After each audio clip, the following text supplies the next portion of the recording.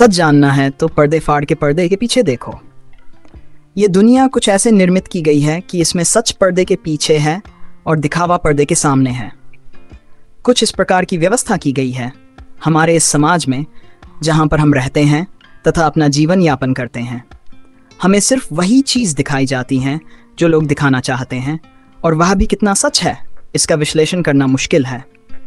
जो हमें दिखाई जा रहा है वह सच का बहुत ही परिवर्तित रूप है। उसको इस प्रकार से परिवर्तित किया गया है कि जानने वाला उसी को सच मान बैठे, परंतु वास्तविकता पीछे होती है जो हमसे छुपा कर रखी जाती है और उसे देखने का प्रयास भी कोई नहीं करता। इसके लिए अगर हम रामायण का उदाहरण लें तो उसमें भी बहुत सी ऐसी चीज़ें मिल जाएंगी जो वास्तविकता और दिखावे से भरी हुई हैं। अगर हम रामायण में किसी ऐसे पात्र की बात करें जो सबसे बड़ा त्यागी हो, जिसने सबसे बड़ा त्याग किया हो, तो बहुत से लोगों के अनुसार अलग अलग पात्र त्याग तथा बलिदान की मूर्ति माने जा सकते हैं। किसी के दिमाग में राम सबसे बड़े त्यागी होंगे, किसी के दिमाग में भरत सबसे बड़े त्यागी होंगे, किसी की नज़र में दशरथ बड़े त्यागी होंगे, क्योंकि सभी ने अपने अपने अनुसार चीज़ों का त्याग किया है। कोई लक्ष्मण को त्यागी मानेगा। ऐसी धारणा सभी के मन में बनती है। मैं इन पात्रों के त्याग का खंडन नहीं करता हूँ। सभी का त्याग अपने आप में अद्वितीय तथा महान त्याग है।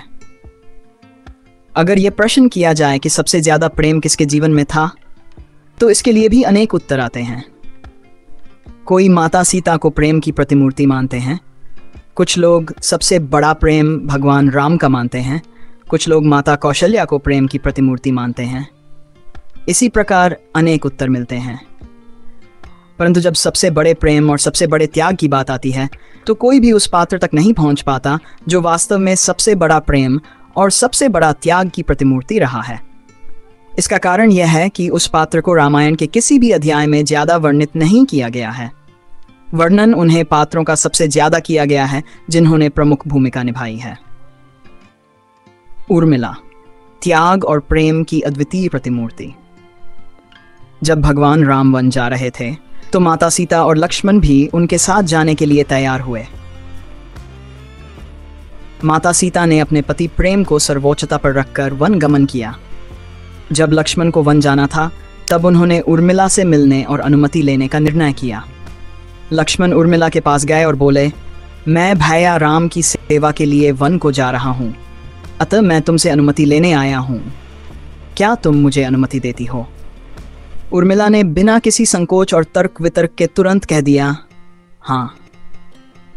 लक्ष्मण को थोड़ा संदेह हुआ।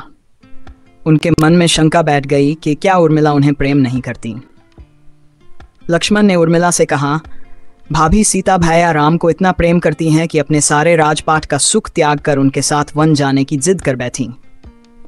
मैं भैया राम की सेवा में जा रहा हूँ, परंतु तुमने न तो यह कहा कि तुम भी मेरे साथ वन में चलोगी, न ही कोई तर्क किया।